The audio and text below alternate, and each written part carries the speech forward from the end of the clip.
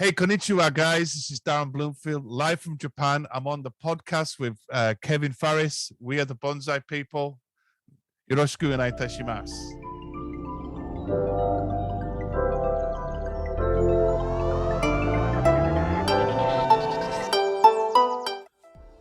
Warning, today's episode contains language that may not be suitable for young listeners. Welcome to the Bonsai Time Podcast, the tree hugger's #1 spot for history, horticulture, and having fun. Join us for an exciting adventure with a friend and bonsai enthusiast, Darren Bloomfield. Living full-time in Japan, Darren shares hilarious and insightful behind-the-scenes stories of his daily life and bonsai practice. From navigating Japanese culture to laugh-out-loud stories and travel tips, this episode is packed with fun and friendly conversation. Tune in, get inspired, and bonsai on. Everything 23 is just like, well, obviously, when I was younger, I used to play basketball. So I was into the whole NBA thing back when. Yeah. Jordan, Scottie Pippen, all them, Yeah, Grant, yeah. Clyde Drexler, Clyde Barkley. all that. Oh, yeah. So basically, when I was at school, going back to like the 90s, my father went to America. He did a fly drive in Florida, Mississippi, Alabama. And he said, like, what do you want from America? Like souvenirs. And I said to him, can you get me some basketball cards, like the Topps cards, right? Oh yeah. And anyway, he got back from America and he gave me some hats and stuff, baseball caps and stuff. And he said, oh, I've got this. And I was expecting just like a pack of cards, like, 6 cards. No, he got me the full season of like 1991 to 92. Wow. And there's like 3 Jordan cards in there. And I think that was before he retired. Yep. Yeah, man. So I was stoked about that. Well, that was the first retirement, going to baseball, right? Right. Then he made that Space Jam, right? Where was that at? Where were you living at the time? Oh, when I got the cards. Yeah. I was living in England back then. Oh, just like what part of England? Yorkshire, which is, for your listeners out there, you probably know the famous song by what's it called? Scarborough Fair. Oh yeah. Was it Garfunkel? So I live literally next to Scarborough, and obviously in Canada, I think they have a Scarborough as well. They obviously stole the name from England.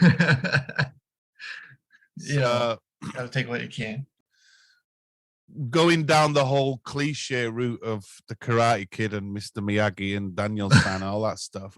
To be honest, I never really got inspired. It wasn't one reason why I got into bonsai because of that movie, because I was way too young and I didn't know what bonsais were when I was 7. It's just like, it's just a tree, right? Right.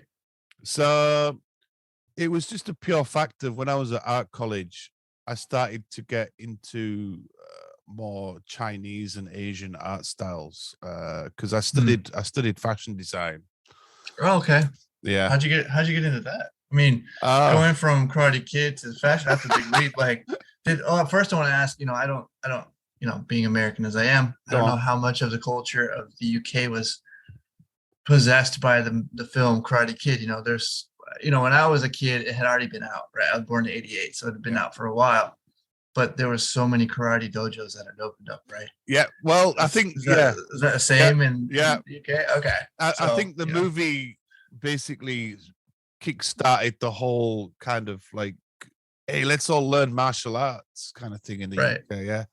Because my friend, this is a really weird story, because the first time I saw the Karate Kid was actually at my friend's house, and every time I used to go around to his house, that we'd watch it. So I watched it like a billion times. But my friend and his sister were learning Aikido at that time. So obviously that had some influence on them, right? Yeah. Yeah, it blew up, man. So then when you were in school, were you like, grade school to secondary to primary, were you or I forget how the stipulations work at school there, but were you ever interested or involved in like art with nature or anything, or how did you go from fashion design to getting to bonsai trees before then? So basically in my whole family, my father, my great auntie, everyone, there's always been art in our blood. So since I was a kid, I was a single child. So obviously back then, this is pre-internet, you know. Right. So what do you do when you're bored, you know? So like we didn't have much money back then, man. So my dad was an artist as well. He loves watercolors. He loves doing more nature stuff like birds and stuff. And I just got the bug from there, man. Just watching my dad and just started drawing because I was a single kid. We didn't have much money. We just had some pencil crayons and paper. It's a very cheap thing to buy, and you know, I enjoy drawing and stuff like that. So I just started drawing, and through maybe junior, I don't know how it's kind of different how we classify age groups for school in England. Right. You have like high school, right? Junior high. Yeah. So like it even changed from my parents were kids, right? Right. So like elementary is 1st through 5th grade, which generally you start 6th grade to 8th grade.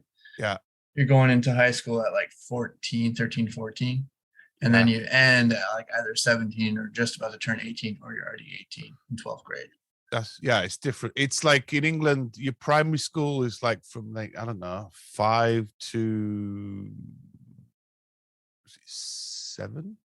And then from 7 to is it like 11, 12? I can't remember now. God, my memory's going. Yeah. So so basically our top school, you have 5 years. So you go in at 11 to 16, right? Okay. And then to the junior school, it's from like 7 to 11. Yeah. And then primary. So when I was in the last year of primary school, which I'd have been around about 10, I think my teachers could already see that I had some kind of like natural ability to draw pictures. And obviously my English was not so good. But my teachers just loved the fact that when we did like projects, my artwork shone over my kind of, you know, like writing skills and whatnot. And then through junior school, no, top school, my art just developed and got better. I was awarded like the special award for like the best, I would say not best artist, but the most achievement award, let's say, call it that. That's cool. And then I did 2 years at college. And then once I did a basic art course for 2 years, and then I did another 2 years in fashion design. And that was at the period when I started to look at world art, and I started to get into like kung fu movies as well. Inspired me quite a lot. Wu-Tang Clan, yeah, you know, all that, yeah, man, all the music back then, you know, all that was like, it was a big part of my my path to Japan, let's say, because initially I was actually more interested in Chinese culture before Japanese culture, man, because I love Chinese food. I love, you know, watching Chinese movies and just stuff like that. And I obviously got into the art thing as well. So it was one day when I was like, do you know what, man? I want to get a bonsai tree. Just like that. Just like that. Wow. Yeah, because I've seen them in the movies, right? I was like, oh man, they look dope. And I want to. So my first ever tree was actually it was a Chinese elm. Nice. And this is kind of funny because out of all the Facebook groups, Kevin, for some bizarre reason, the first trees, and this is from people like in England, it's always a Chinese elm. But I think for you Americans, it's always like those, what they call those, like junipers. The Shimpaku junipers, or but they're sold. Is it Lowe's? That store, the big box store, and those terrible glued on pebbles. And you know, people like keeping them indoors and they're dead after 3 days. That kind of shit, man. Yeah. So in England, it's the same thing. People that get their first tree it will always be an elm. And what will happen is, I'll give you the whole kind of like flow from purchasing to death, right?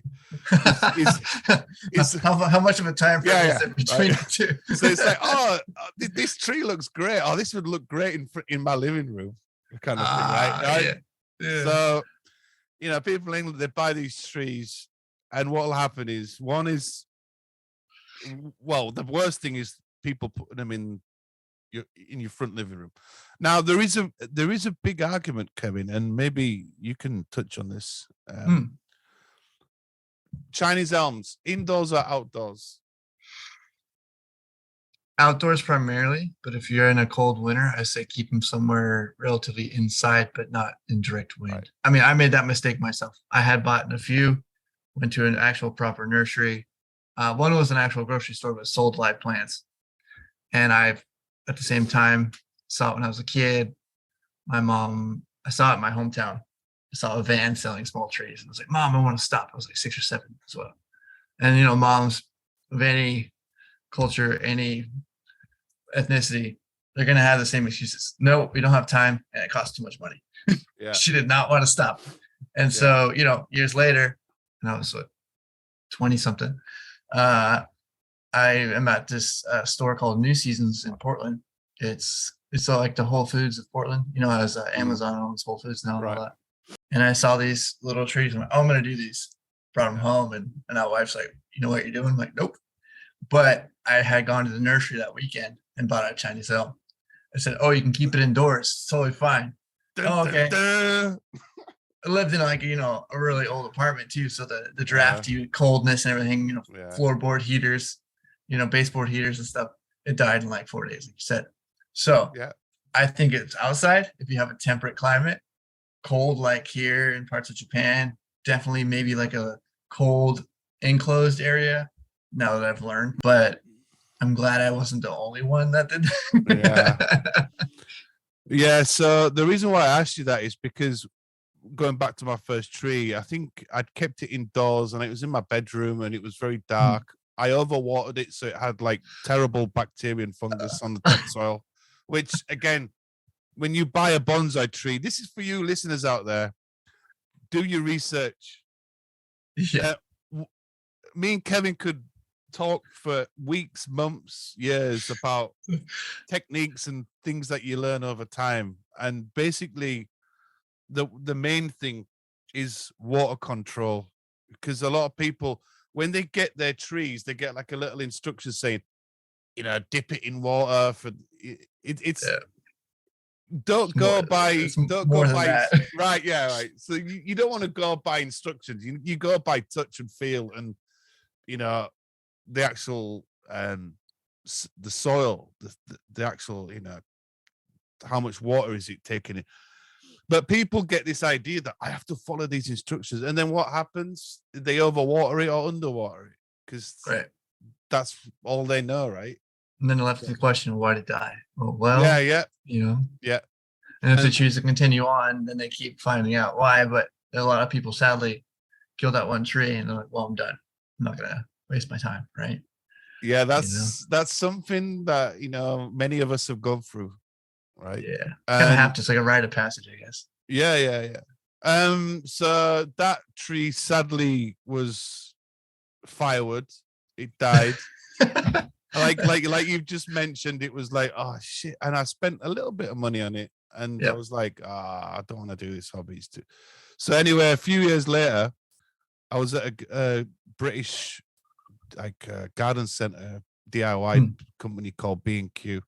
And they had this huge elm and it was cheap because it was like half dead, right? I was like, this will look good in my living room again. This was when I was at university, right? So this is another play. So anyway, stupid Darren bought it, had it in my student apartment. It lived longer. It was doing all right, and then it started slowly deteriorating. And anyway, when I left university, I moved back to my mum's. And my mum's like, maybe it should be better in the shade or outside. So we left it outside, and it just perked back up during the summer. It got new branches, new leaves. But again, sadly, that tree died. Mm. And then I lost interest in it, and it was like many, many years later. So we're talking, that was in 2004. Okay. And then I moved to Japan to live in 2008. So what brought you to Japan to come live here full time? I mean, that's a big decision, yeah. right? I mean, you can go through nitty gritty and all, but like going from living in the UK where everything's, you have your space, your routine. Yeah. And coming to Japan where it's completely 180 culturally and everything.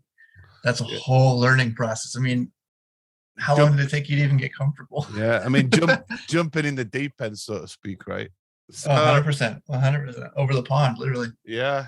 So basically, when I was at university, I had a friend of mine. He was from Hong Kong called Douglas Ho.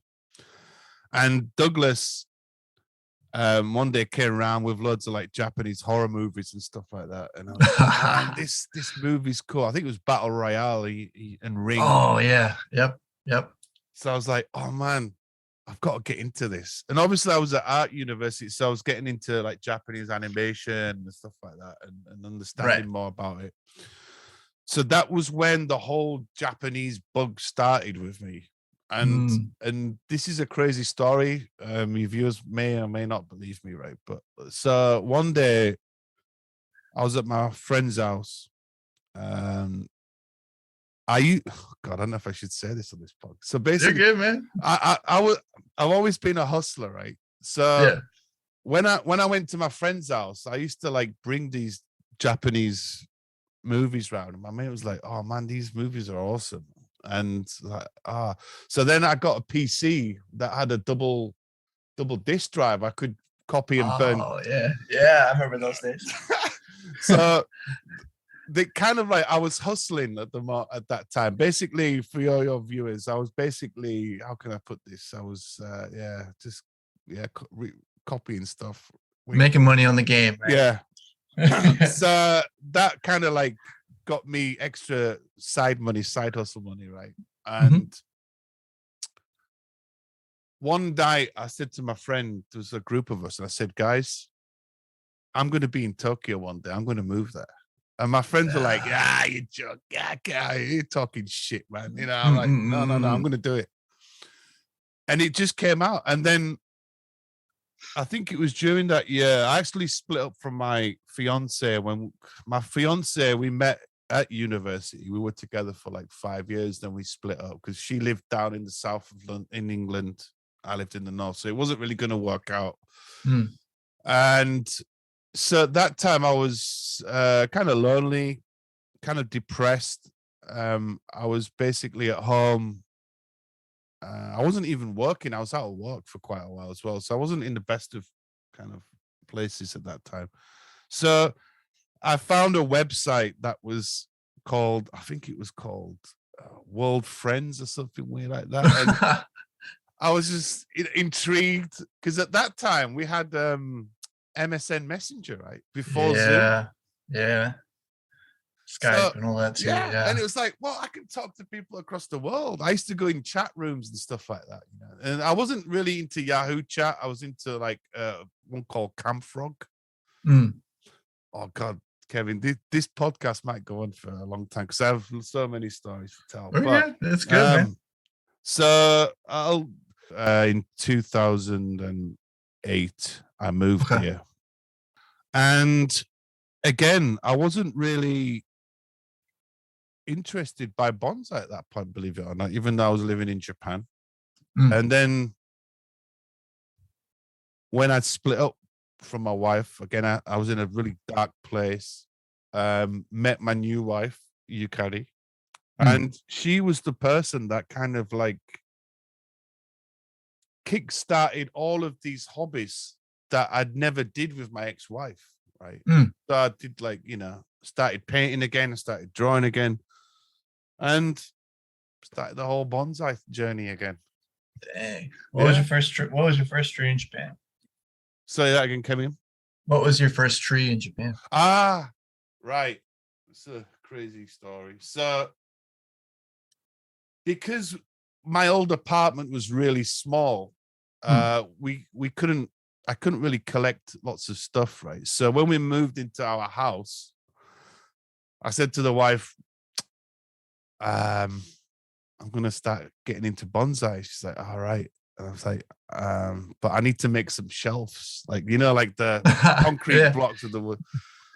Because our back window, which I'm very lucky to have, because our living room, kitchen is all like one floor. But in the back, we've got a huge like window. So we can sit in my front room and we can look at the trees. You know, like some people's houses, they have bonsai and they're like, oh yeah, but we want to look at the trees, but it's difficult because we don't have a viewing spot. Yeah. So my place is lucky because we've got a big window so we can see the whole garden. I was on Instagram and I found a guy that was selling trees in our local area. He's actually got his own nursery just like 10 minutes from my house. And it was a small Shimpaku juniper, Kevin. That cost me a lot of frigging money for it. Yeah, I think I got scammed, to be honest. Yeah, possible. I've always been a fan of Shimpakus. They're just the most elegant, most interesting species of bonsai, I think. Yeah, I would agree. There is a sensibility about them, right? They're attainable. You can work on. Yeah, they're hardy, pretty forgiving, right? You know? Yeah. Like I know a lot of people in the U.S. start on the Percumbens Nana, the little more of a minty green color, right? Sometimes, yeah. Those things you can throw a weed whacker to it and they'll still be happy. Like, I love you. You know, that bad relationship, the codependency. Yeah. So you got your Shimpaku. Yeah. Got your window. Where does it lead to get more trees then? How did you acquire this bug? Like, did it just hit you again? Like, because you had your elms, you're like, well, screw the elms. Let's go for the Shimpaku. Yeah. We're jumping up levels here, man. So basically it kind of started there where I started basically acquiring, and I honestly hate buying trees from DIY places. I don't know why, because like even now, I'll send you pictures later, Kevin, actually. Yeah, please, yeah. My DIY center, because you know in Japan, the Japanese black pines is they kind of got like a symbol in Japan because they use them in the decorations for New Year, right? Yeah. So they've got black pines in now, bonsai, and they're expensive. Two, they're not looked after because the soil is so dry. The people because they're not bonsai experts. They just water them and they don't really look at them. So wait, are they selling black pine or a certain bonsai like what we call a mallsai, where it's like you go to a mall back in the day when malls were big and you buy a bonsai? They're selling them there. Yeah. Okay, because I went to a store. It was in Tokyo. It was a huge department store, mall kind of deal. You know how they are. You got the basement with all the food. Yeah. But at the top roof level was a whole garden center. I saw fish, nice aquariums, and indoor plants. But I didn't see any bonsai. And then a friend of mine was like, oh, hey, do they sell bonsai there? I'm like, I'm pretty sure they do. I haven't seen them. So now we got confirmation. Right. So, here we go. Well, actually, going back, because did you go to Bonsai Village yet? I haven't. So we didn't get to this time. I was able to go see Sakafuten at Ueno Green Club. Went to Kobayashi-san's. That was cool. That was awesome. And then we went out to Tochigi in Kanuma. Right. And that's what I met Adam Jones out there. It was a great time. Serendipitously, just like, oh, another American. What's up? And I found out he was born in Ohio, Dayton, lived in Pittsburgh. I got friends over there too. I was like, oh, this is a small world. And then we went to the small, I say small, but relatively big for versus the States, bonsai show that was put on by his group of people that he's a part of that were showing like a bonsai matsuri in Tochigi in front of that huge nursery. It's specifically bonsai and landscape trees, but open to the public. and went there. So next time, because I'll be back, hoping to visit then. But Omiya and all that, have you bought trees from there? Because I know, I think you said briefly before when we talked that you had taught English around there or something. Or So basically, Omiya Bonsai Village, there is a woman called Yamada-san. Yamada-san. So she's quite well known in the bonsai world, and she, her nurseries is absolutely beautiful, very beautiful. She also actually would go out to more bonsai. She actually does have stalls at Omiya Station where she'll display stuff. Yeah, and I think she travels around certain malls, different malls. You do see it. So going back to the DIY bonsai stuff, I started basically buying some random trees here and there, different species and whatnot. And then obviously the collection got a little bit bigger. And going back to, I think we talked off camera about my time in Omiya.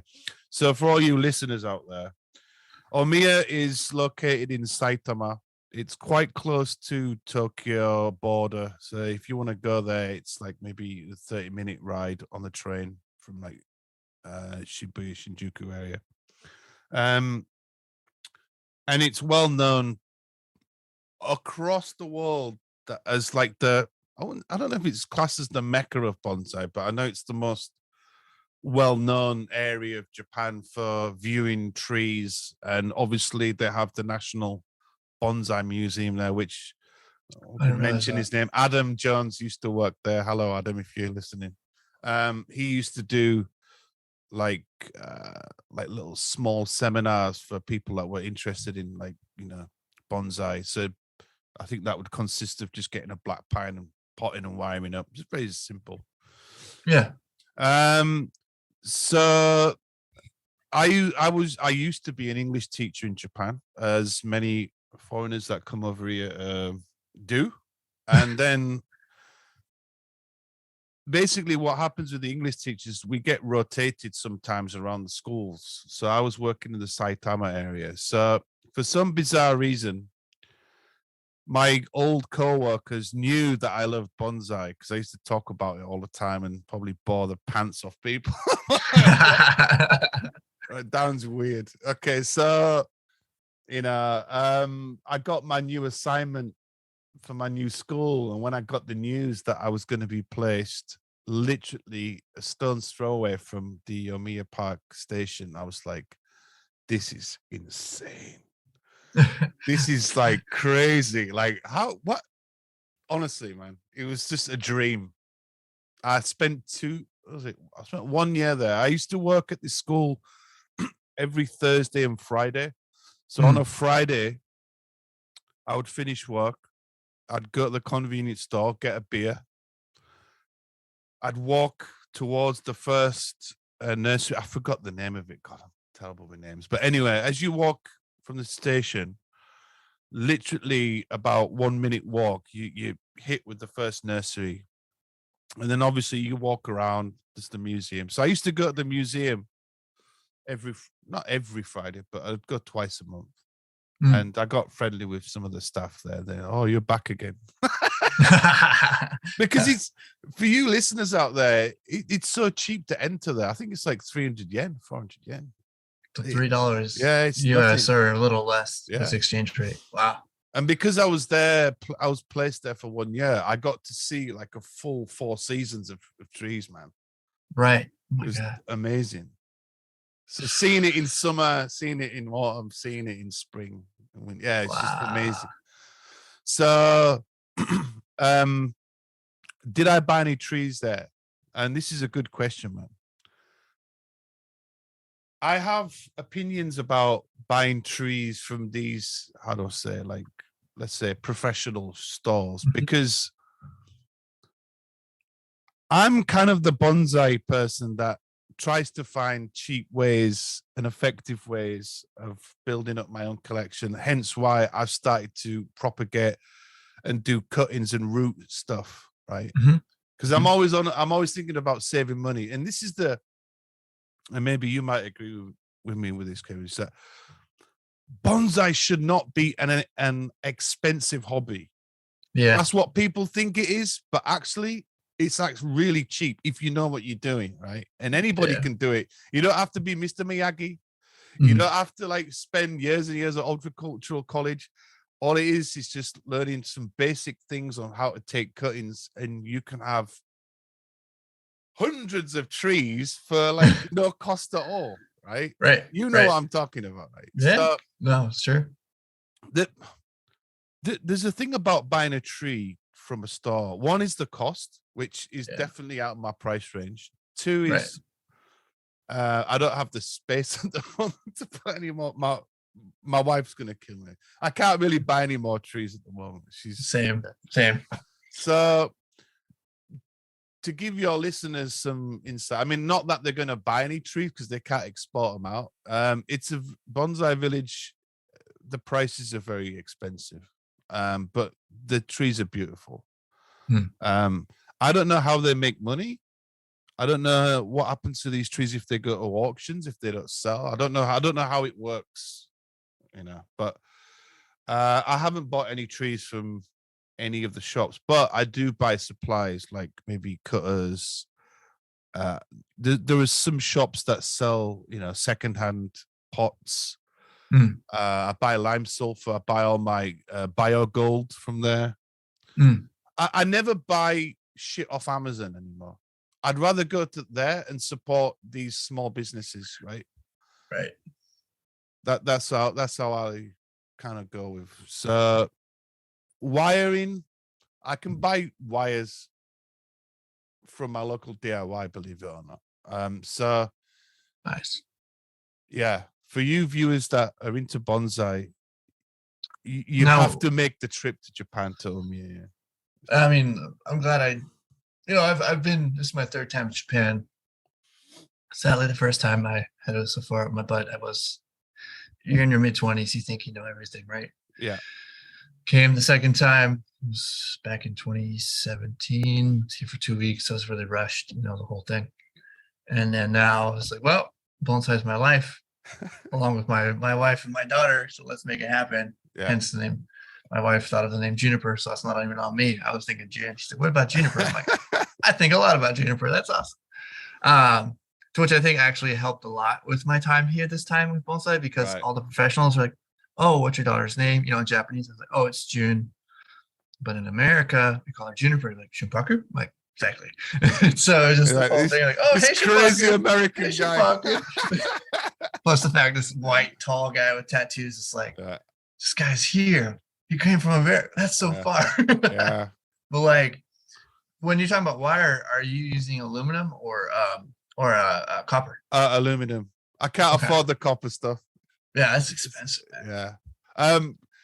Yeah. Going on to like, I forgot what we were talking about off camera weeks ago, but basically, it's the affordability of it. Like in America, it's a thing, and maybe other parts of the world too. I'm only American, so I can always speak where I'm from, not to sound like just American thinking, but right now it's still so young, and the people that have been facilitating the hobby or the lifestyle or just the progress of bonsai, the people who are buying them have, there's a lot of doctors, lawyers, things of well-to-do businesses and things in that way, which isn't a bad thing.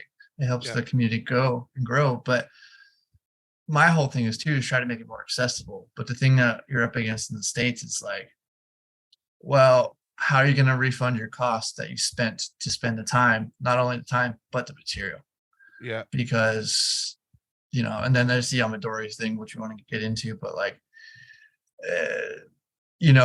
being that what I saw in Kanuma, the trees there, like there was a tree that would probably be close to $3,000 to $4,000, and it's going for like $900 with exchange rate at the nursery. And it was just a beautiful tree. I'm like, holy crap. Like, but then I was like, okay, out of these thousands of trees, there was well over probably 2,000 to 3,000 trees here at this place, right? And I was like, okay, there's a mass influx of trees to choose from. So they can't price them outwardly crazy unless they're really old specimens or something crazy gnarly, right? So they have to make their money. So they have to streamline it to where like, oh, it's accessible to everybody, right? Because it's flooded market. But like, I don't know, it's been around for thousands of years too, right? So it's like you have that dynamic cultural influence as well. Oh, let me ask you this in a separate way, a two-part question. First question, do you still get inconsiderate things from people that are Japanese to you because you're not Japanese? And second, with your time in doing bonsai in Japan, have you run up to similar things being not Japanese? Okay, let me answer the second question first. Yeah. As a foreigner living in Japan doing the whole bonsai thing, it's actually turned out to be more of a positive thing because my neighbors, I've got Mr. Hasai-san, who's an amazing gardener. He's a really good at growing vegetables and stuff like that. Right. Nice. And I've got like another guy who's got, we have like allotments, plots of land, which I tried to apply for a few years ago, but I didn't get it.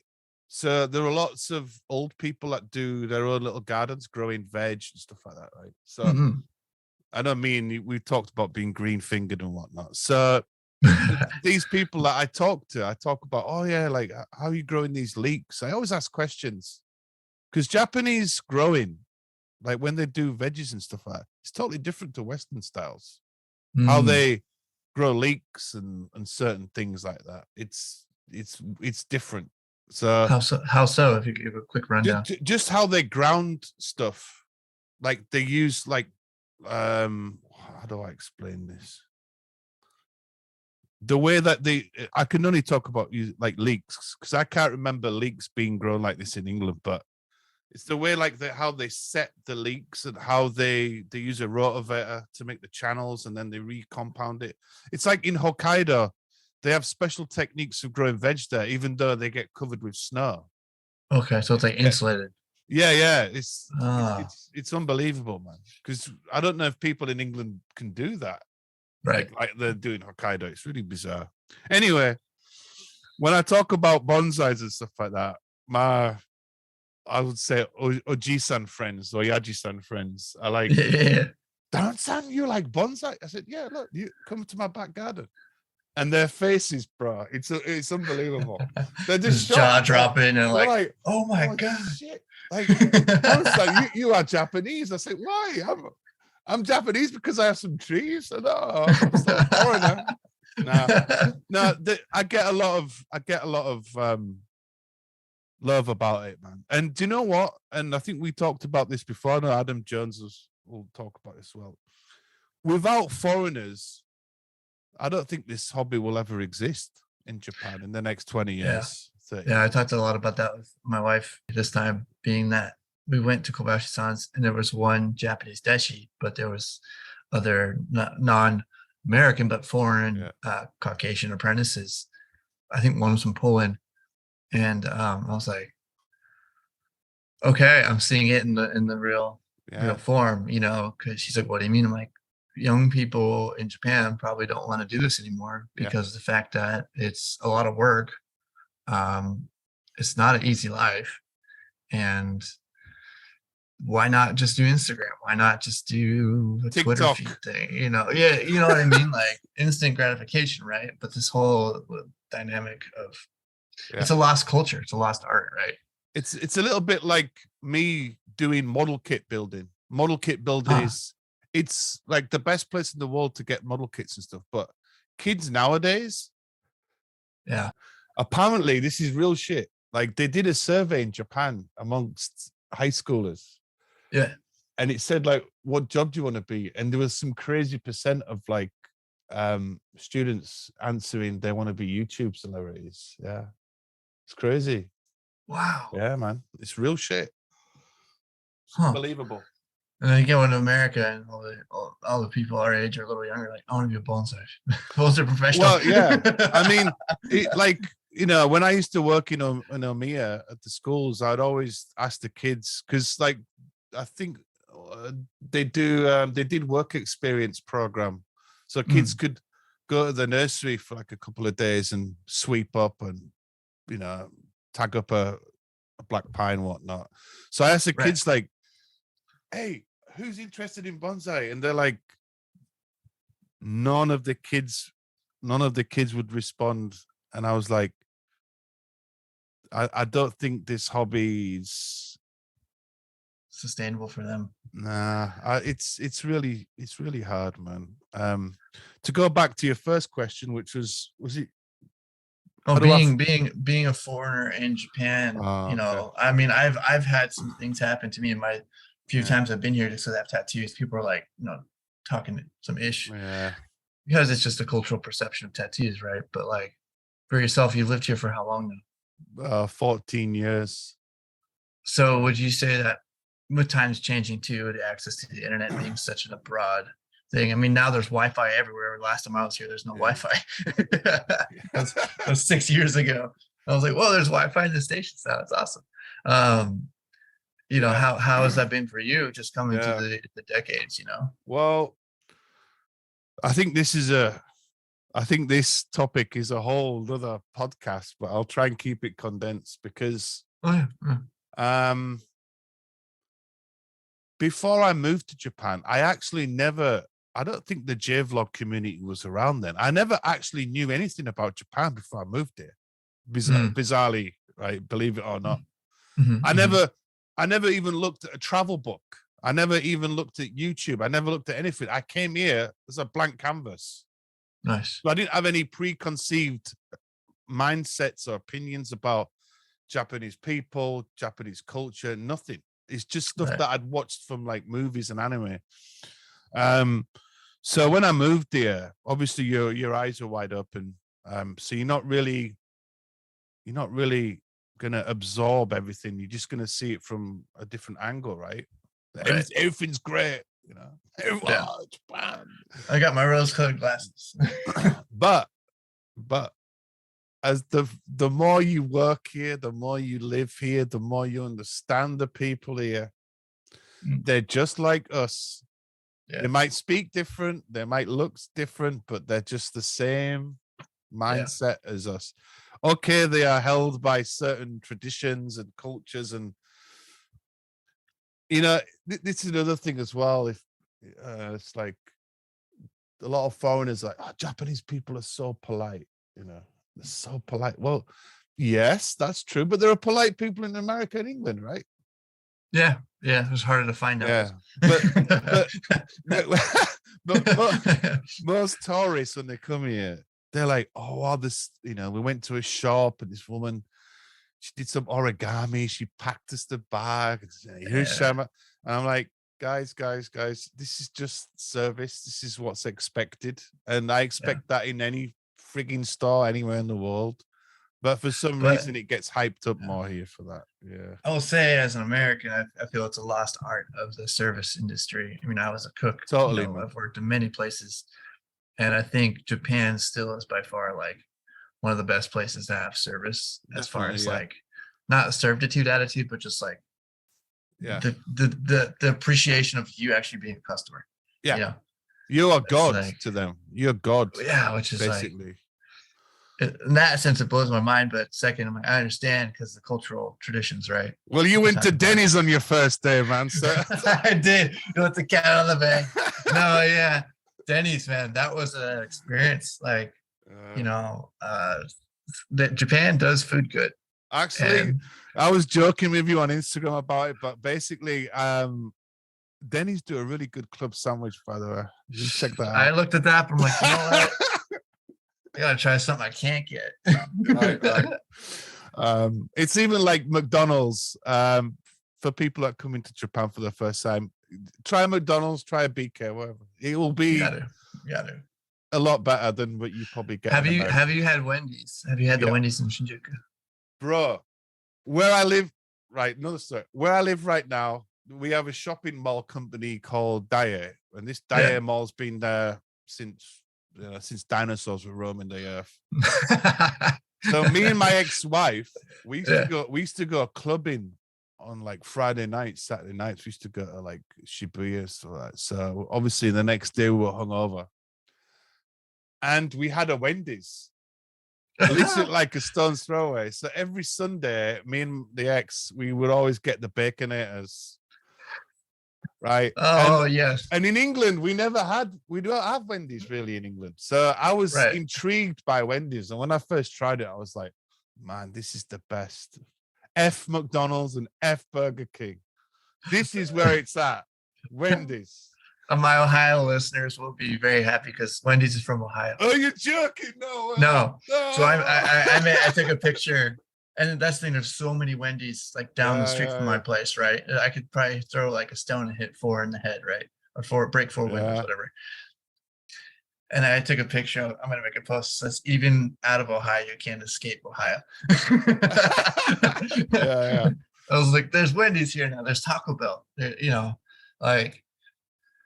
With everything changing, do you think the influence of all these chain restaurants or whatever can bring a better experience for people who want to do bonsai but aren't necessarily set on certain food things, if we're going that topic? Because Japanese food is funny. I just ate intestines, which is fine. I've eaten that in Mexico. It's good. It's good.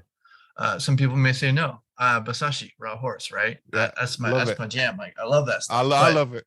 People are like, outside of cooking that I used to cook with my chefs and stuff, are like, you did what? You ate what?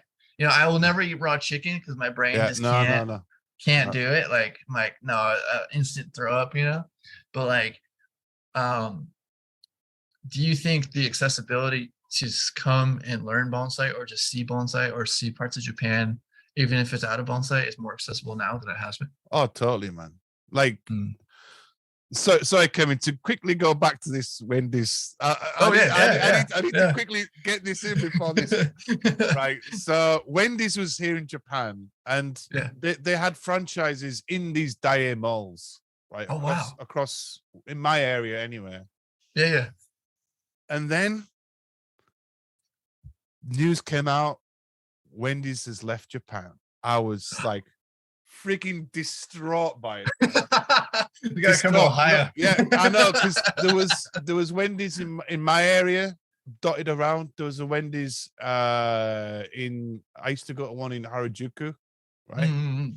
So what happened was the actual franchise company that owned Wendy's was actually an Australian company, I think. Okay. Right. So they backed out. They just said, no, we're done. And bro, it was just horrific. There was a lot of angry people out there, right? Picket lines, like, give me Wendy's, leave a Baconator. So they'd left, and currently the Wendy's store now is replaced by this store called Mr. Donut. You've probably seen Mr. Donut, right? I'm on the fence of Mr. Donut. Yeah. It used to be an American company, right? Oh, really? It was an American company, did not do well in America, and then just amaze balls in Japan. And first time I had Mr. Donut was back when I first came back when I was like 24. Wow. I had a cruller, and I'm like, this is the worst tasting cruller I've ever had. And then this time, we're up in my in-laws' place in Fukushima, and I used to Wakamatsu, and I see Mr. Donuts. I'm like, oh, that's a pretty fancy building. Yeah. And it's cold. You want to go in? I'm like, nah, I'm good. Well, they surprised me, my American self, and like, oh, we got you some donuts. Like, okay. So we tried like a mochi donut. I'm like, oh, it's not bad. Right. That was decent. It was different. But my mother-in-law was like, shout out to Buckeye Donuts in Ohio and Columbus. They've been around since like the 64 or something, right? They've been around a long time. She wanted a donut from there all the time when she was visiting for the 3 months. She's like, can we have donuts? Can we have donut? And this time she's like, Buckeye Donut's better than Mr. Donut. I'm like, yes. America wins. Yeah. No, Mr. Donut is something to try. Right. Nothing to write home about, in my opinion. Right. So yeah, they'd left, and I was working in Ueno at the time at a high school, and they were doing some renovation work at the corner of this street, and my high school was like in the bank center of Ueno, right? So I was like, oh shit, what's going on? Holy crap, I saw the Wendy's logo. I was like, no way. The light shines down from the heaven. Yeah. And then, because so what happened was that there's a company called First Kitchen, which is like a Japanese it's like a Japanese restaurant chain. Mm. And they decided to do a collaboration with Wendy's. Mm. So some, like the one in Shibuya, I think one in Ueno, it's kind of half. And yeah, Wendy's is back. But it's not as it's not like it's not everywhere. There's only certain spots you can go, but yeah, Wendy's is. So it's a journey to get the Baconator now. Oh, bro, it's gonna cost me like treble because I have to go to Tokyo now to go and get it. Yeah, I mean, making a holiday special like the KFC on Christmas. Yeah. Okay, going back to your question before, we were talking about doing bonsai and how accessible is it coming to Japan? Is that right? Yeah, for foreigners and people coming in that never been. Like, do you think it's pretty accessible more than it has been? Well, I think when I first came to Japan, flight tickets were crazy. I was spending a lot to get here. I think flight tickets are definitely a lot cheaper now to come here. If you're visiting. I think when we were talking off camera, just to let your younger viewers know how did I get here. Basically, the general path of people getting here, even Adam Jones, he won't mind me saying this. He was working at Ion Eikaiwa School, which is an English school. I'd say 99.9% of foreigners who live in Japan have started this journey through English teaching companies. For you Americans out there, there is a program called the JET program, the JET. And what happens with that is it's actually run by the Japanese government. And it's basically, you have to have an interview at the embassy somewhere. They have Japanese embassies in each state, maybe in America, no? How does it work? It depends. So Ohio, for like my daughter to get her Japanese passport, baby passport, pretty cute by the way. We had to drive all the way up to Detroit, Michigan. It's 4 hours up from Columbus, right? And they used to come down. The embassy used to come down to Ohio, Columbus, because there's a huge Honda plant down there. There's like a huge Japanese population out there. But since COVID, Corona, they stopped. Portland, Oregon, where I was born, they have one. Yeah. Obviously, big cities like New York and stuff. I don't know if it's in every state, but there's a thing where it's like you're able to get to it, but sometimes you may have to travel far. Right. Especially in the Midwest, meaning the middle of America. Kind of desolate sometimes, kind of farther out the way. But is the UK like that? Do they have embassies everywhere? Just London. I had to travel 3 hours on the train. Yeah. Just London. That's a trek in itself. Yeah. No Wendy's either. Damn. Yeah, man. But yeah, so I mean, I think most of your viewers, listeners, will be in Ohio State. So Kevin's giving you the kind of advice. So, if you're interested in living in Japan, and you're interested in bonsai, my only advice is doing this kind of English teaching thing. JET is just one option. You've got options of applying for companies like Interact, which is like the biggest company for hiring English teachers from across the world. Some of you maybe think that you can't teach, right? I don't have any teaching skills. Teaching is a weird one, right? Because I used to clean cars before I came to Japan. Right? I was a detailer, right? So when I first came to Japan and got my first job, I'm like, shit, man, like, what am I going to do? I've never taught anybody anything in my life. But over time, I managed to pick up skills. I did a online TESOL course. There are options for you Americans maybe to do 1 year, like a PCGE teaching thing. That is, I would say, unless you meet a Japanese lady or Japanese man, but if you finish university or whatever, that would probably be the best and easiest route to get into Japan, because then you get your visa, you get to work in Japan for 1, 2, 3 years. You can reapply for your visa after it runs out. And then if you're interested in bonsai, obviously you could maybe look into doing some of the courses or doing an apprenticeship obviously learn Japanese. Right. But as far as coming out here, it's really easy, people. If a card washer detailer from a small little town in England can move to Japan, buy his own house, have 2 kids, have a good job, anybody can do it, right? Right. So maybe with you, Kevin, as well. Maybe your thinking was like, it must be really difficult to move to Japan. What's the parts? I think for mine, just because the practicality of what I want to do, as far as business wise, it's not set in tradition, and it'd be a very American approach as far as that. Yeah. Oh, I'm going to do something completely outside of the sphere of bonsai. It's completely, that's my future goal. But like, things change, and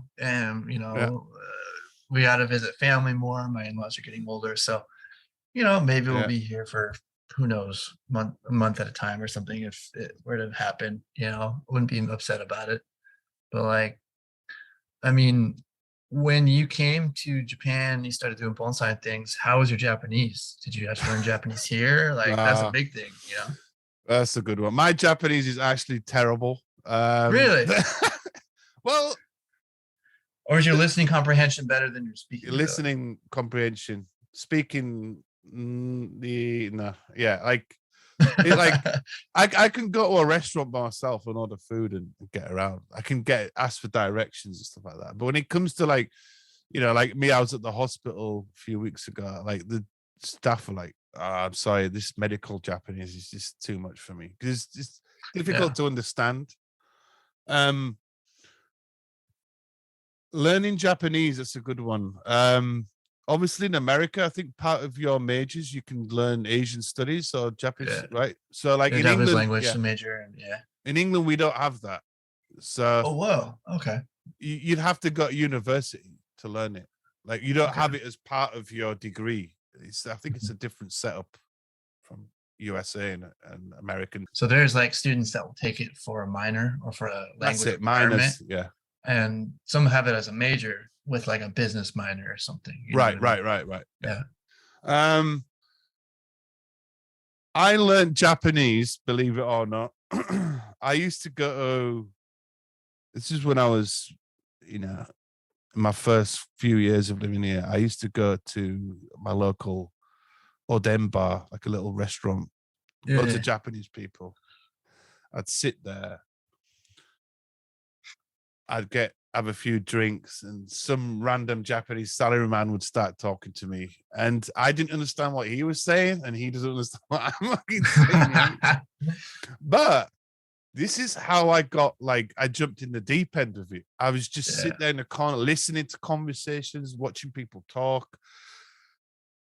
People were talking to me. I could barely understand it, but after time, you pick up words, you pick up certain things. I've never really studied Japanese, never studied it, man, not properly. I should, but obviously coming here, and if you're going to be doing a bonsai apprenticeship, you have to learn Japanese because your master's not going to speak any English to you at all. So for you young people out there, even old people, find there might be a local language exchange group. There could be something on the internet. There are plenty of Japanese people that want to learn English, and there's obviously foreigners that want to learn Japanese. Lots of things online, courses. Online self-study is something that I hate. I don't know about you, Kevin. Self-studies. I don't ever do good. I have to have the administration of like a teacher teaching me and just on my butt about turn in your homework. Come on, show up. Don't sleep in class. Exactly. So like for me, I'm kind of like a person that's very social. So I like to just go out and learn Japanese, like drink beer, eat ramen, and speak Japanese like that. Me in a classroom learning how to write fucking 3,000 kanji and looking at this grammar shit. Nah, can't do it. Yeah. It just doesn't... I do both. Like I find myself doing both because if I can do the proper in class and then go out and make it my own thing out in public. So I did with Spanish, what I've done with my little bit of Japanese I know. you get those mannerisms down, people like give you more. Yeah. But then you get in trouble because you're like, oh, I don't know exactly what he's saying now. I'm lost at sea in the night here. It's like, it's a huge wave. But funnily enough, like in Japan, Japanese people, when they don't understand, right? Let's say you're speaking it, they're very polite and they'll do like this little like head nod. But actually, I know they don't understand. So, and I do it as well. I go, hi, sorry, hi. And they're like, Darren doesn't fucking understand one word. So it's kind of like, it's the best of both worlds, man. Nobody understands each other. That's amazing. Luckily now, I work at a company that, it's multicultural. It is Japanese, but there are a lot of staff there that can read good English and speak good English. So it's kind of like my co-workers now are embracing the fact that they have foreign staff working there because they want to practice English. They want to, do you know what I mean? It's like they want to experience. They want to be able to travel and be like divided. Like, I'm scared because I can't read the sign or I can't see directions, right? And to have a company that has staff that are like, we're both learning from each other within the company. Do you know what I mean? That's a very cohesive relationship. Yes. It's building up everybody. And it's also building up more understanding of each of our cultures as well. Because like some Japanese companies, let's say, for example, Kevin, you come to my place and you're wearing like a vest and your tats are showing. My co-workers won't say anything. They'll probably say, "Oh, nice tats." Like, do you know what I mean? Because they're like they fucking work with foreigners and they understand us. Like, but if you went to like a proper like kaisha office spot and you did that, they'd be like, "What are you doing?" The stereotypes start kicking in.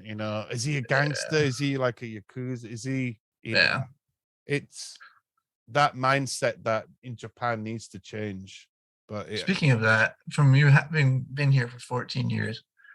As we're coming, recording this in Japan, have you had any run-ins with any yakuza? I'm sure people have asked me. I know I had some my first time around here, like almost got hit by one of them in their car because they were just driving so fast.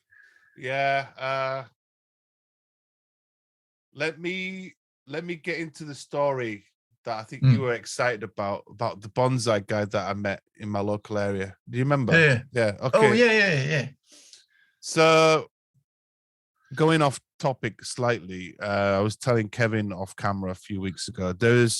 I was checking on Google Maps on local nurseries for bonsai, and we found one which is literally like 10-minute drive from my spot. And we rolled up. It was summertime, hot as F, right?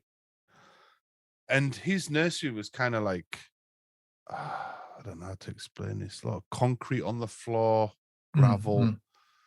Not it's big, but like not super big. And he's got some beautiful specimens in his garden. So it's pretty industrial looking.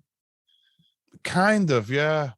And basically, he was watering, I think, and we knocked on like the this big brown gate, and he's like, "Oh shit!" But his mindset was like, "Oh shit, it's another gaijin coming in." He's watched Karate Kid. He's one of those guys. And luckily, my wife was behind me with the kids. So she came behind. He was like, "Oh, thank God for that." Right? Because I knew my experience this time. Yeah. Japanese. So we got chatting, and I actually had a good chat with him, and he was telling me about the whole Ueno Green Club Bonsai National Society, and he actually left the Bonsai Society, and he was saying kind of bad things about it. Yeah, happens. People get disgruntled, right? Yeah, I don't know the full story, Ben, but he was just saying, "Yeah, I'm not interested in it anymore."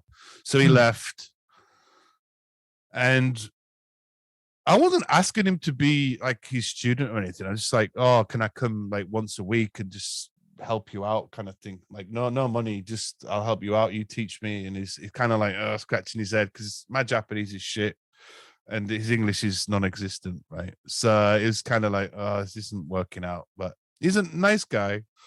And then we got chatting about his bonsai history and about his work. And basically, from what he told me was that he actually flies out to China, I think, every month, once a month, because he looks after trees of his clients, and all of his clients are Chinese mafia guys.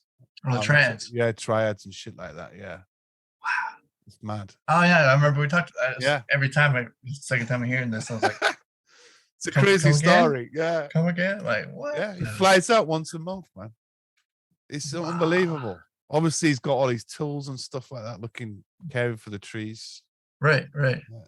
He's probably got more than one client as well. Oh, yeah. I mean, it's like, tattooers back in Japan for Yakuza, they just, It's crazy. Do you still talk to this guy? I haven't seen him. He gave me his meishi. I mean, we can just go there anytime. I should go and visit him again, see his nursery. But yeah, he's a cool guy, really nice guy.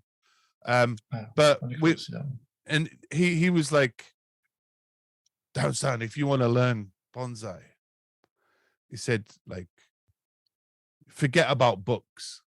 Forget about books. And this is something else we could talk about bonsai books and whatnot. And he's like, all you need to do is look at your fucking trees every day through all the seasons over the year and study how these trees perform, grow in each environment. And he's right. Like, I know, don't get me wrong, we all have books on bonsai techniques, caring techniques, whatever book you want to, Yeah, I mean, Colin Lewis's Bonsai 101 got me my first book, got my first Japanese maple and all that, right? But versus you having a physical tree in your back garden and watching it perform, you trimming, wiring, doing everything, watering. Yeah. That is the learning process right there. Because obviously, thousands and thousands of years ago, there were no books on bonsai, right? These partisans are people that were doing stuff in China. They didn't have books, man. All this is just this is generations of what's the word? Perfecting this art form to where it is now, right? So I always remember his comment about that. And I'm like, people that want to start out bonsai, there's nothing wrong in getting a book. By all means, get as many books as you can and research it, because that's the normal way of, maybe getting into something, right? Yeah. But on the other hand, we were talking about China's elms dying on us, is the fact that when you start out, you are going to lose trees at some point. I've lost trees. Even now, I was pissed off because I lost a few years back. I lost I don't know if you've heard of this, Kevin. It's called a Japanese. It's called a beauty berry. Oh, beauty berry, yeah. The little purple ball, bro. Beautiful, right? I had hence the name. Yeah, I had a massive one that I bought off Yahoo auctions, and it got through summer, and I effed up because I should have put some spag moss on the topsoil to keep it moist, and it just dried out and died sadly. But I have another one now. Oh, good. Okay, good. But there you go. I know now. Take more care in the summertime. I should spag moss my maples. Anything that has like really, dry soils or newly potted soils over the summer, spag moss. With the trees you're buying now, I've seen some of your photos on Instagram. Are you finding it hard to find material that's not already aged? Like, are you finding it hard to find material that's like pre-bonsai or somewhere in the middle where it's not fully refined to begin? Yeah, it's a good question. So like going to like people that are starting out in bonsai, I have started to now take cuttings from all my trees. Like you're saying, yeah. Right. And this is the whole point of like keeping this hobby on a budget. Right. There's a guy, I'll just try to find him on Instagram. I think his name is Yabison. He's quite big on YouTube, a Japanese guy, and his back garden is a frigging forest, right? And he just goes out in the wild, man. It's amazing, and he just gets specimens left, right, and center. All of his stuff on Instagram is mostly going out in the wild. I'm not saying people out there, please just listen. Be careful taking stuff out the ground in the wild areas. Yeah, right? But I don't really buy trees anymore. I'm starting to get more into the whole. I want to just take cuttings and start them off like that. Propagation, right? Yeah, propagation. I'm learning how to do air layering. That's another. Yeah. So can you see how the progression is? It's sort of, I was buying bonsais. I bought more. I'm trying to save money. I'm learning how to air layer, propagate, and that's where I'm at now. That's interesting. As a lot of the listeners to this podcast, and other people I know in my life, myself included in this. Maybe it's an American thing, maybe not, but a lot of people I know wanted to start out by growing seed first. Completely because I went the complete opposite. I went and bought all these young things, and I realized, buying those 10 trees, I could have paid for a nicer refined piece to have one in my collection. And now I've told people now, after being in it for some time now, I'm like, okay, you should really just not buy $10 trees. You should then put that $100 plus $150 more and buy a nicer tree, so you have something to work on that you know how to actually get. I get instead it. of growing from this whole thing. That's interesting. Do you think that happens a lot from your experience in Japan because there's so many refined trees in surplus, or ability to have nicer trees in surplus? Right. So this is the thing. I have visited some places that are run by JA, which is, I think it stands for the Japanese Agricultural Society. So JA basically is the society for Japanese farmers, agriculture wise. It could be in vegetable growing, just production of local produce, organic, right? Yeah. Which is amazing. So I went to my first JA bonsai place, which was located, it's kind of in the middle of Chiba somewhere, right? And we were actually going on holiday to the south of Chiba, but this was on the way down, right? So we get there, bro. I was just in awe. Like I didn't expect it to be. I'm talking like I can't give you scale. I'm just talking like a few acres of, like, bro, it's like just That's insane. Yeah, well, this place was insane, man. Like, they had trees, like they're like the full-on pines. I'm talking like 10 foot, 15 foot tall. Those ones where they're in the ground, but if you want to in your garden, they dig them out. Oh yeah. Oh wow! Those. So in-field growing. Just man, it was insane. Pots, bro, it's mad. I was walking around. I was like, this is insane. And they actually had a Satsuki exhibition while I was there. It was beautiful. Oh, wow. Flower power. And then obviously they had all the frigging trees. I think I ended up buying $200 worth of stuff. I posted it up in some of the bonsai groups on Facebook, and everyone was like, how much did you pay? How much did you pay? How much did you pay? I said, $200 for these. I got like 7-8 trees, and people just couldn't believe it. Wow. Now, okay, the trees are not the best frigging quality trees. They're not like, Kobayashi-san's quality. But what I'm saying is, as a starting block of getting a tree in your garden, that's decent, right? Yeah, it's definitely not bad quality. The trees are in good condition. Okay, right. They need slightly styling a little bit. So what happens with these JA centers is that the growers, the people that have, they supply the trees to JA, and I think JA take a %. So there's like a cut in it somewhere. There's some like percent. So is it possibly like the people who are supplying the trees are just getting rid of their stock that they yeah. Basically, okay. Yeah. So deal. these places are everywhere in Japan, and these are the places where I visit because one is the trees are good, they're affordable. Are they selling tools and things as well, or just pots, trees? Everything. Wow. Akadama, all your soils, tools, books, bro. It's just this might have been like the area I went to in Kanuma, where it was like this big nursery, but they had the same kind of deals where like they had the landscape trees and pots and some on the ground, but it was mostly concrete asphalt. But it was just like thousands, like as far as you look, like trees, bonsai trees. I was like, crazy. Oh my God. And how much, like some of these trees, when you saw the prices of them, Kevin, compared to US prices? Yeah, so like one significantly I remember was like $80 USD with the yen, 8,000 yen.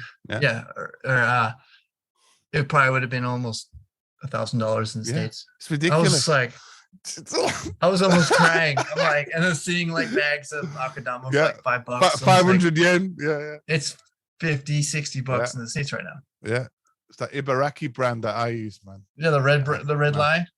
Oh man, it's under 10 yen, man, for that. Man, I hate you. but this is it. But this is what I'm trying to tell people who are listening to this podcast is that in Japan, bonsai is graded, right? So you're gonna have your top end stuff, which you need to be like a millionaire, right? Dignitary or something. You got mid-range stuff, which is probably sold at, like, let's say, for example, Omiya Bonsai Village. That's mid-range, and then you've got JA, and then if you have the money to buy a nice tree, of course, buy one, right? But for people that are just starting out, they want to learn about it. My only advice is just get nursery stock trees. Even if it's a juniper, work on it. You're gonna make mistakes. You're gonna, maybe have some issues. But I think learning bonsai is jumping in the deep end with that stuff and buying cheap nursery stock instead of buying trees from Lowe's. I don't know. Let's say for like $100, right? You can get a on sale tree for like a spruce. I remember I did this, and sadly it died now. But one of the first ones I was told to go buy, because that's what we're, in America, a lot of people say, go to Home Depot, buy one of the trees just to learn on, because that's the most accessible for something that's ramified, but older material, learn how to use it rather than just something that you can only bend once and wait 5-6 years, right?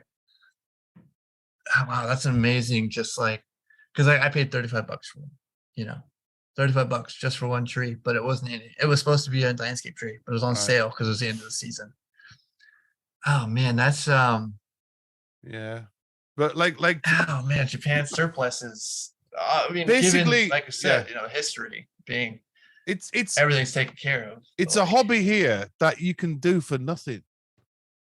Like, I could buy trees every frigging week if I wanted to. Like on Yahoo auctions, I get some good deals on there. These JA I just don't have the space for it.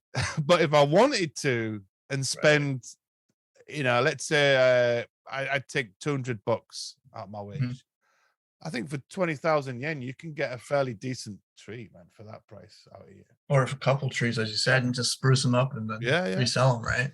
Because, like I said, for people that are not living in Japan or have never been here, this hobby is an old man's hobby. Yeah, it's something that is stereotypically, it's like the Mr. Miyagi stereotype kind of thing, right? Retired gentleman who's, just does it for now. And, I mean, case in point, I was in Hatsudai, right? And I was walking one morning. I kept seeing these little bonsai in weird positions. One was in a doorway. I was like, what? This is random apartment building. I was like, oh, that's cool. Took a photo. Then I walked down the street. I see this, I think it was an older man, Oji-chan.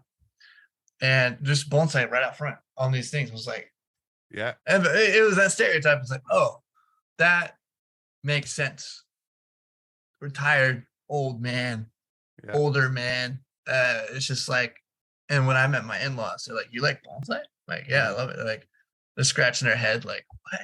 And then anybody I meet now who's Japanese from Japan that doesn't know necessarily about bonsai, because they know of bonsai being a cultural thing, right? But seeing a young person, other than a retired Japanese older man, doing it, especially a foreigner, they're like, "What's wrong with you?" It's weird. Like when I go to these places, I look like a friggin' rapper, right? I got on my own. It's like, yo, have you got any soul, man? You know? They're like, what the fuck? Because when I walk in, they're like, "Oh God, is he gonna rob us? You steal shit?" No, have you got any soul, man? You know, that's the thing. You know, not to get off topic of Bonsai, but that's the thing I did notice this time. Yeah. There was a lot more signs that said you're under video camera surveillance. Oh yeah. There's a lot more eyes on me when I walked into a building with a backpack on, or even my wife, and we had a baby. Yeah. The theft in Jimbocho was crazy. Like one of the owners just watched us the whole time, and we were just looking for books, like old school books, right? But we just were watched the whole time we were there. Like, this is weird. And then we realized since Corona and 2020, the theft has obviously gotten higher around and things have changed. It's just, I was like, what? Do you think that's happening with certain bonsai nurseries? People are stealing? Because in America, personally, I know a guy named Dan Robinson. He's an older gentleman. He just had a maple tree that was stolen that he started from seed back like 30, 40 years ago. Never got it back. Stolen right out of his nursery.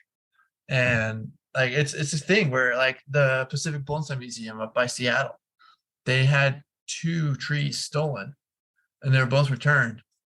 But the fact that they were returned is amazing. But just like that, people are stealing trees. Is that a thing that's happening here, or is that back in the day? I think we're talking, I think 3 years ago, it was all over the news. A really old tree was stolen in Saitama. I'm a Japanese guy, yeah. Was it that couple? That was like, that's I read about it. They were like, please just water it. It's like our child. It's like 1,000 years old tree or something like that, I think it was. Did they ever figure it out? No, I don't know. Talking about thefts, actually, it's kind of funny because that's one thing I think that has always been in the back of my mind about theft of trees, right? It's because I know some people in America have had their stuff stolen. Mm-hmm. And before I even really had a collection of my own trees in the back, Yukari was telling me, because where we live, my in-laws lived like in the next block, so literally like 15 seconds away. Okay. And Yukari, my wife, was telling me, yeah, somebody stole some plant pots from my mother-in-law's place. Wow. So and you guys are out of the city too. You guys are in a little suburb, right? Yeah. So basically, you know, the allotments behind me, Yukari was telling me from my gardener friends that there was an old lady that was sabotaging other people's crops and stuff. What? Yeah. All this is caused by little old ladies, mate. They're evil in Japan. Stealing plants. Yeah, bro. It happens. Wow. Stealing plants, plots, and all. Yeah, it's real. That's a trip, man. So this year I was going to put my black pine on the front doorstep, you know, just for New Year, but I'm like, nah, I'm not going to risk it. Right. My babies, right? So yeah, that's the thing I worry about where mine is, because I have a fence. It's just a chain link fence around, and it's an open lot, right? We're right on the corner. And in 2020, I lost my job. I was cooking, lost my job. Quarantine happened. More than not, neighbors would stop by and just like look at my trees, and they would see me walk out and they'd kind of walk away. I was like, oh, can I help you? You know. But oftentimes people would stop by and just watch. And more than once, one guy said, oh, this is the best part of my day. What's that? He's like, oh, when I get to come and see the trees. Wow. But I have neighbors across the street, an older man named Old Chum Bill, old man Bill, we call him, Old Chum Bill, and a few other neighbors that we made a community with, right? We exchange food, we grab vegetables, and so we get vegetables, a crap ton of tomatoes. Bill will come to people if he sees them waiting too long, because he's like the kind of guy that like, in the blinds kind of do. Kitchen curtain twitchers, we call them in England. This is like, what do they do? You know, right in the blinds, you know. And he will come out, and I've seen him do it because I looked out my window. It's like, oh, what's that person doing? You know. And he's like, he goes up to him and starts talking. So, what are you doing? Because he told me, he's like, I'm gonna make sure your trees are okay. You know, you're a good family. You don't do anything wrong. But that's the thing too. I don't style my trees to be refined. They still look somewhat wild, like people wouldn't want them. Yeah. I think there's a thing where if you have trees that are so refined and just this art shapely, people are gonna be more inclined to be like, I want that, right? Yeah. Like, that's interesting though, that your own experience too elicits this idea that, oh, I better not leave this tree out front because somebody will take it. Had you ever had that before? That feeling before? When you lived in Japan early on? No, Japan's generally safe, man, really, to be fair. Oh, for sure. For sure. But like I said, the story that my wife told me about the old lady sabotaging other people's veggie crops, I was like, what? I think she's like, yeah, I can. This old lady, she's like maybe, I don't know, 80 or something, and she's like, you know, stealing people's tomatoes or broad beans or whatnot. I'm like, you don't you expect a young person to do that kind of thing, I mean, right? sadly, yeah, right. But an old lady, no. Well, actually, what's interesting as well, Kevin, and probably you've seen this in, especially if you go to like Asakusa, Ueno, you know, like when you're in the city, and you're walking through these, you know, roads, you'll see loads of these city people have pots of plants. Everywhere. It's amazing, isn't it? Like, imagine that in New York. That shit would get stolen, damaged, broken. Yeah. It's beautiful, though, right? I love seeing that. I mean, I saw a few bonsai trees intermixed, right? Yeah. A lot of maples, a lot of just. Yeah. I was like, wow. And I took a lot of photos, right? Because I'm going to do a presentation about my trip to Japan, try to get more people out to visit if they can. I mean, man, but I've learned a lot from you today. This is great. Like, I mean, I wish that people in America and people in Europe, like, we had this culture of like putting nice well, we have it, but I'm saying like people live in cities mainly, is for people to start growing vegetables, growing planting and making the city look a bit more, have a bit more nature. Because in Japan, I could just spend hours just walking down streets looking for those little mini gardens, bro. It's amazing. But I know there's one guy on Instagram, and I don't know I forgot what his handle name is, but he has bonsai on top of a like a very tall building, let's say. It's all bonsai. It's crazy. Really? Yeah, and it's amazing because they get beautiful light on there, man. Is he Japanese? Or? Yeah, it's Japanese. It's crazy. You have to figure it out and send me that. Yeah, I'd love to see that. It's amazing, bro. And he takes these really nice pictures of like the skyline. Of Tokyo with trees. It looks amazing. It's like old meets new, right? Picture perfect moment right there. Yeah. Holy crap. And I think in Tokyo, the top of these buildings, there's a lot of people that have got like these rooftop gardens now, man. Makes sense. I'd love it. It makes sense. Because I mean, you go to Tokyo. My first time, I couldn't believe there was a shadow over the street that was brought on by a building. I'd never seen that, right? I'd never been in New York prior to coming to Tokyo. And I always say Tokyo is like New York's younger brother or older brother on steroids, but he's quiet with a rage that's boiling. And it's just like, it's so big. Like the first time I saw a building, it just kept going up. I was like, my neck hurts from looking, right? And I was like, oh my God. But then there's that in between, like you said, with nature versus city, where like, it was in Shinjuku, I think. Maybe it was Shibuya. You go in, it was between these two skyscraper buildings, bamboo little walk entryway, and this beautiful shrine in the back. I was like, what? And it was just quiet. Yeah, in the city, yeah. And I was crazy. Like, where am I right now? It's mad.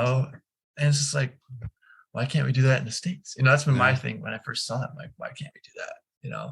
Well, going back to what you visited Kobayashi Sam's place, right? Well, do you know about the situation he's having now? I don't know if you know about it. What's going on? There's a big petition going on if you check his Facebook, because they're apparently they're going to be building a massive mansion block that's going to block all the sunlight on his nursery. Yeah, they're going to block his nursery with sunlight, so that means you can't keep these junipers and shit there. Yeah, because I mean that whole building is an I mean, it's basically all day sun, which is amazing for that area. That's so can we sign it as foreigners? If you go onto his Facebook page, or I think it's like the Bonsai something. I forgot. Shunkai Bonsai Museum. Yeah, that's the one. Yeah. Check it. Have a read of it after we do the podcast. Yeah. So I'll definitely be posting about that. Because I think the tagline was, Kobayashi-san's has got these trees that are like 1,000 years old. Yeah. And now this is going to be wrecked by this new planning thing that they're going to be building this huge like mansion block that's going to just, I don't know. I don't know what's going to happen, man. I don't know what can he do? Can he? I mean, he might have to move. Leonardo DiCaprio went there. Cameron Diaz went there. I'm like, that should be enough to say. I mean, it is kind of weird. Like his spot is in the middle of like this area, right? Because you expect like these areas to be bonsai people to be living in the countryside, right? Right, like in Kanuma. Yeah. But like Kobayashi is kind of like I think it's Koiwa, right? Koiwa area. Edogawa City. Yeah. Well, it's like I haven't been to Kimura's yet, but I know his place is similar because I mean, think back probably when they got the area they're in, there was nothing there much. It was probably countryside. Yeah. And now this urban sprawl has sprawled out, and that's depressing. I mean, the Japanese government, I don't know who's in charge of it, but look, man, this is part of Japanese history, is the fact that Kobayashi's a fucking, he's just like God, right? He's one of the gods. Yeah, top 3, yeah. So, like, whoever let this stupid planning shit go on is ridiculous, because, like, in Kyoto, they're not allowed to have any buildings higher than 2 stories. I heard about that, yeah. So, what was the reason with that again? For 2-story only? Well, it's just to keep it all, like, natural, like, heritage, right? Because those old buildings are not big. They're all Japanese buildings, right? So, right. They're trying to like keep it as natural as possible. Why can't they do that with Kobayashi's spot? Like, honestly, but crazy. The mighty dollar, it's crazy, man. A couple more questions I want to ask related to bonsai and people who possibly want to come over. What are the top 3 gardens that people should see if they're first time coming over to see bonsai? Your opinion? Kobayashi's, right? Well, you said gardens because bonsai nurseries, I should say. Okay. Just for like the first time, someone can get a good flavor of it, and so want to come back and see more, Well, obviously, I mentioned Omiya Bonsai Village. There's got to be at least 8 or 9 spots there. Mm-hmm. Visit that place because it's all in one area. Right. And each nursery is slightly different. So could you ideally spend like 4 days there? I wouldn't say 4 days. I'd say maybe at least 2 or 3 or something. 1 or 2 days is enough. Okay. Yeah. Okay. And then you got the museum. I don't think I've even scratched the surface in looking at other places because, like I explained to you, Kevin, you need to have a car to visit some spots. Yeah, that's the thing my wife said too. It's like it's so hard, and a taxi is so expensive. Like we took a taxi from Utsunomiya Station to Kanuma. It was $50 one way. I was like, wow! But you got the bug, you're gonna get the cure, right? There's that, and there's obviously you got the Kokofu event. If you come into Japan, a lot, and I mean a lot of foreigners come. I think I met a good friend of mine from Spain. He's a bonsai artist. We're good friends now on Instagram. And, have you been to those shows? Have you been to Yeah. I met Suzuki Jr. Like you met him. Oh, Hiroaki, Hiroaki-san, yeah. He's very approachable, that guy. He's so nice. Was he wearing a nice suit and stuff? Oh my God. Yeah. To the freaking nines, right? Dude. I was like, it looks like one of those like we going out to like sushi later? Like no, man. He reminds me of like a gambler on one of those pug boats. Yep. They're like those old boats. The gambler. He's got like 3-piece suit. Playing blackjack or something. Yeah, hustling. No, yeah, he's a cool guy, man. So Omiya is a good one. Yeah. As far as like supplies, where's a Good. good spot for people to get supplies from if they're first coming over? Because some people may want to come over and buy a pot or two or some tools, you know. Well, depending on how much money you want to spend. I mean, obviously Omiya has everything there. There's a lot of stuff there that is quote commercialized stuff, and there's a lot of stuff that's high end. So this is something that I was going to tell you about, actually, that maybe you didn't think of. So like when you came to Japan for 3 weeks, I mean, you could have set up like a Yahoo auctions account maybe or something and ordered stuff off the internet and got it delivered, right? Oh, really? I did not know that. Well, yeah, you could have used your mother-in-law's as a delivery spot and you just pay for it at the conveni, right? That's the thing I gotta tell people. So Japanese convenience and like convenience stores and you can you can say more too if you know more about it, probably do, obviously. I ran into it this time where we had bought some stuff to take back home. I got some gifts and stuff, right? But we didn't have the ability to take it with us on the train, the Shinkansen to Fukushima, right? Tohoku. And so I was like, oh, well, we got to get to the post office. Like, oh, we can call them. They'll come pick it up from the house. I'm like, what? Yeah. Just tell them the time they'll be here and it'll be delivered tomorrow. Yeah. I'm like, wait, so you tell them the actual time and it's delivered that day or earlier? They're like, yeah. And then like, oh yeah, and I have to pay for it at the time of getting it. Yeah, cash on delivery. I was like, what? Crazy. Because like in the States, it's like the United States Postal Service has gone downhill, sadly, due to government bureaucracy and all that, right? You pay for a certain date, but their little writing may or may not arrive by this date. So it may be earlier. Usually it's later, upon weeks later. And it's just like, you paid how much money to ship this? And then just like it blew my mind because like, oh yeah, they can go pick it up. No fee. And they worked till like 9 o'clock. They were working on New Year's Eve. I was like, damn, it's like almost 10. This dude's still delivering packages. I was like, my wife got 7-Eleven. My wife got packages there. My wife got a parcel yesterday, bro. On New Year's Day? Yeah.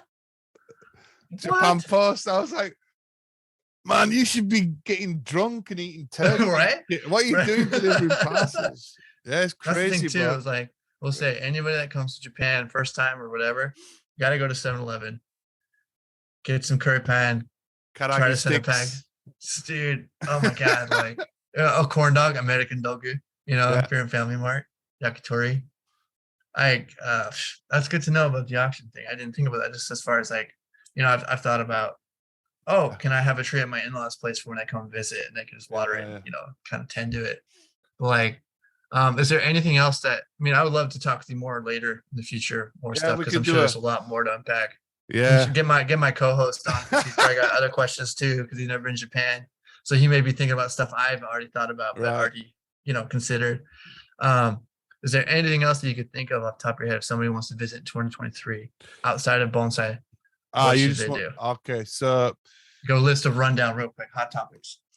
So if you are coming to Japan, it's some hot things that you want to check out are probably obviously the sakura season is in end of March, beginning of April. Yeah, depending where you're at. Yeah, so if you want to come to Japan, that's a great time to come. There's obviously going to be more events coming on. They also have the Omiya Bonsai Matsuri, that's in summer. We